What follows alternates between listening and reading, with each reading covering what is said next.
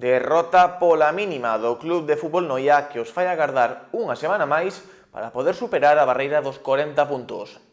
O Club Deportivo Boiro segue na corda frouxa ao rascar un punto ante o Atlético Orteixo, remontando e acabando o encontro con 9 xogadores. Os 40 puntos do Noia para asegurar a permanencia deberán agardar outros 7 días. Os de Iván Carril caeron na casa ante un Alondras en racha, mantendo, iso sí, a sétima posición. O partido comezou de cara para os locais, que aos 3 minutos xa ían por diante no marcador grazas ao gol de Axel.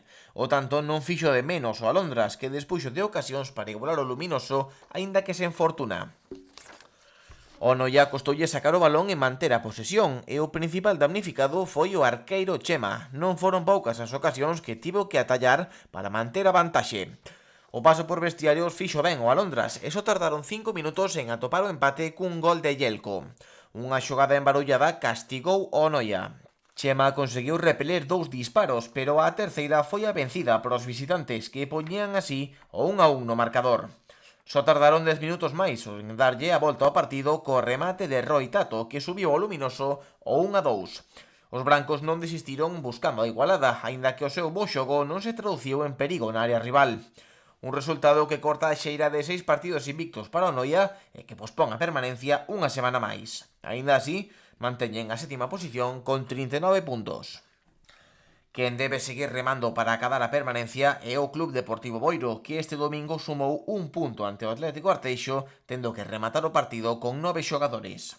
O encontro tivo de todo, goles, lesionados e expulsións. A primeira ocasión foi para os locais, que aproveitando os espazos da defensa boirista se plantaron ante o debutante Pablo Brea, enviando o balón alto. Un arqueiro que se estreou onte na meta do Boiro logo da lesión de Borja Rey, o que provocou a súa fichaxe de urxencia. A seguinte ocasión clara foi para Mario Prol, que só ante a portería baleira enviou o esférico fora para a incredulidade da súa afección. Co intercambio de xogadas constante, chegou o gol dos locais e aproveitando un erro na saída de balón, puxeron o 1-0 cando xa pasaba o tempo regulamentario.